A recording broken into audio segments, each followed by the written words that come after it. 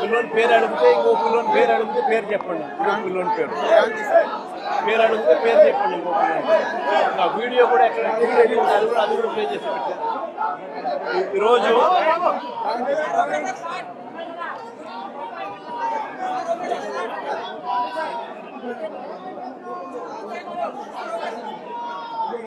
ఈరోజు విజయవాడ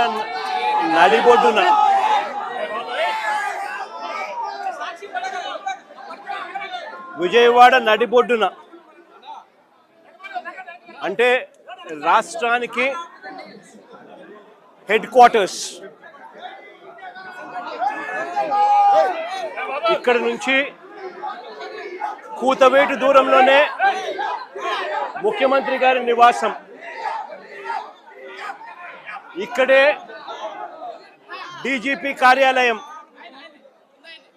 ఇక్కడి నుంచి కూతవేటు దూరంలోనే డీజీపీ కార్యాలయం, ఇక్కడే విజయవాడలోనే కమిషనరేట్, ఇక్కడే ఏసీబీ పరిధి, ఇదే పరిధిలోనే ఈ పోలీస్ స్టేషన్, ఇదే పోలీస్ స్టేషన్ పరిధిలోనే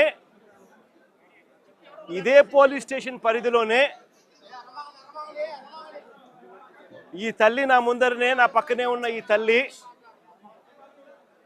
ఎంత దారుణంగా ఈ ఘటన జరిగింది అని చెబుతూ రోధిస్తా ఉన్న దృశ్యం. ఈరోజు నేను ప్రతి ఒక్కరిని కూడా ఒకటే ఆలోచన చేయమని అడుగుతా ఉన్నా. కొంతమంది చంద్రబాబు నాయుడు గారు దగ్గరుండి ప్రోత్సహిస్తా ఉన్న కొంతమంది పోలీసుల వ్యవస్థలతో, ఈ కొంతమంది చేసే ఈ కార్యక్రమాల వల్ల మొత్తానికి ఈ రాష్ట్రంలో పోలీస్ స్టేషన్లకి ఏదైనా అన్యాయం జరిగితే పోవడానికి కూడా ఎవరైనా కూడా భయపడే పరిస్థితిలోకి ఈరోజు ఈ రాష్ట్రంలో పరిపాలన సాగుతూ ఉంది. నేను అడుగుతా ఉన్నది ఒకటే, ఇదే పోలీస్ స్టేషన్ పరిధిలోనే, ఇదే పోలీస్ స్టేషన్ వేదికగా ఈ పోలీస్ స్టేషన్ పరిధిలో ఉన్న ఏసీబీ కార్యాలయం, ఈ పోలీస్ స్టేషన్ పరిధిలోనే కమిషనరేట్ కార్యాలయం, అంటే సిపి, ఏసీపీ, పోలీస్ స్టేషన్లో ఉన్న సిఐ అందరూ కూడబలుక్కొని డీజీపీ సైతం దీంట్లో ఇన్వాల్వ్ అయ్యి ఒకరినొకరు ఏ రకంగా ప్రొటెక్ట్ చేసుకుంటా వస్తూ ఉన్నారు, ఒకరినొకరు ఏ రకంగా వెనుకేసుకొని వస్తూ ఉన్నారు అని చెప్పడానికి నిదర్శనం ఇది. మే మాసంలోనే ఒక ఘటన కాదు, సాయిది ఒక ఘటన అయితే, రెండో ఘటన క్రాంతి కుమార్ అనే పిల్లాడిది, రెండో ఘటన సూసైడ్. ఈ సూసైడ్ ఒకసారి వినండి, చూడండి.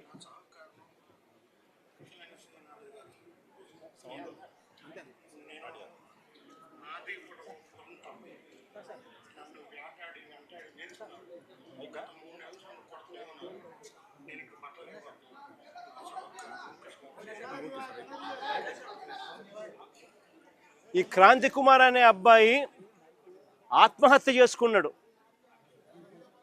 పలాని సిఐ, పలాని పోలీస్ స్టేషన్ పరిధి రోజు నన్ను కొడతా ఉన్నాడు, నేను తట్టుకోలేకపోతా ఉన్నాను, నా చావుకు కారణం తానే అని చెబుతూ మరణ వాంగ్మూలం ఇస్తూ తాను ఆత్మహత్య చేసుకున్న పరిస్థితి. అది మే మాసంలోనే, మే 9వ తారీఖున సాయి ఘటన కూడా జరిగింది. మే 9వ తారీఖు నుంచి ఈ తల్లి తన కొడుకుకు జరుగుతా ఉన్న అన్యాయమైన పరిస్థితిని చూడలేక తల్లిని పోలీస్ స్టేషన్లోకి పిలిచి నీ కొడుకు ఫోటోకు దండేసుకో అని చెప్పి ఏకంగా సిఐ మాట్లాడుతూ తల్లిని హేళనగా మాట్లాడమే కాకుండా చివరకు తన సాయి అనే ఆ పిల్లాడి చావుకు కూడా కారణమయ్యే పరిస్థితిలోకి పోతే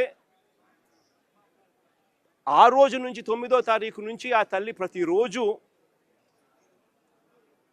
తనకు సమాచారం అందే కొద్దీ ఆ సెల్లులో జరుగుతూ ఉన్న విషయాల మీద తనకు మిగతా వాళ్ళు సమాచారం తనకి ఇచ్చే కొద్దీ తన కొడుకు ఏదో జరుగుతూ ఉంది, పోలీసులు తీసుకొచ్చారు, ఆ స్టేషన్లో తనను పెట్టారు, తనను కొడతా ఉన్నారు, చిత్రహింసలు పెడతా ఉన్నారు అని చెప్పి తనకు అర్థమయ్యి అదే పోలీస్ స్టేషన్ పరిధిలోకి ఒకసారి కాదు, 2 సార్లు కాదు, 3 సార్లు కాదు, 4 సార్లు కాదు, ప్రతిరోజు ఆ తల్లి అక్కడికి వెళ్ళి నా కొడుకును నాకు చూపించండి అయ్యా అని చెప్పి బాధపడతా ఉన్న పరిస్థితులు మన కళ్ళ ఎదుటే కనిపిస్తూ ఉంది.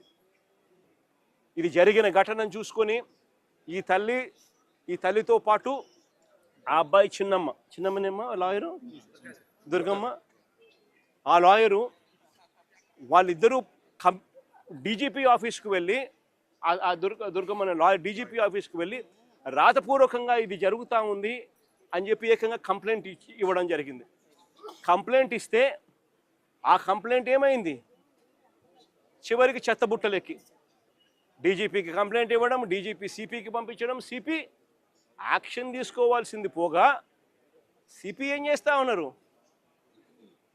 తల్లి దగ్గరికి మిగతా వాళ్ళని పంపించి బేరం పెట్టించే కార్యక్రమం చేస్తూ ఉన్నారు. ఖచ్చితంగా ఏదో జరిగింది, నా కొడుకు ఏదో జరిగింది అని చెప్పి ఆ తల్లికి పూర్తిగా అర్థమై జూన్ 2వ తారీఖున హైకోర్టులో హీబియస్ కార్పస్ పిటిషన్ వేసి నా కొడుకును వీళ్ళు హత్య చేసినారు, నా కొడుకు కనిపించడం లేదు, నా కొడుకును దయచేసి నాకు చూపించండి అని చెప్పి తల్లి ఆవేదనతో పిటిషన్ వేసినారు. కోర్టు ఇంటర్వ్యూన్ అయ్యి హీబియస్ కార్పస్ మీద స్పందించే కార్యక్రమం చేస్తే ఆ తర్వాత మనలాంటి వాళ్ళు అందరూ కూడా జరుగుతూ ఉన్న అన్యాయాన్ని చూడలేక అందరూ కూడా ఆ తల్లికి సపోర్టుగా నిలబడితే అప్పుడు గత్యంతరం లేక ఈరోజు సిఐని సస్పెండ్ చేశారు. నేను అడుగుతా ఉన్నా, సిఐని ఎందుకు సస్పెండ్ చేశారని చెప్పి చెప్పగలరా? సిఐని ఎందుకు సస్పెండ్ చేశారని? సిఐని సస్పెండ్ ఎందుకు చేశారు? చంపేశాడనే కదా, మీరు దానికి ఒప్పుకున్నారు కాబట్టే కదా ఈరోజు సిఐని సస్పెన్షన్ జరిగింది. అంటే ఒకే పోలీస్ స్టేషన్లోనే ఆ సిఐ పరిధిలోనే ఆ సిఐని ప్రొటెక్ట్ చేస్తూ ఏసీపీని ప్రొటెక్ట్ చేస్తూ కమిషనర్ని ప్రొటెక్ట్ చేస్తూ డీజీపీ మొత్తం అందరికీ తెలిసి సిఐ స్టేషన్లో ఒక హత్య కాదు పోలీస్ స్టేషన్లో ఇలాగనే కొడుతూ ఒకరి చావుకు కారణమైతే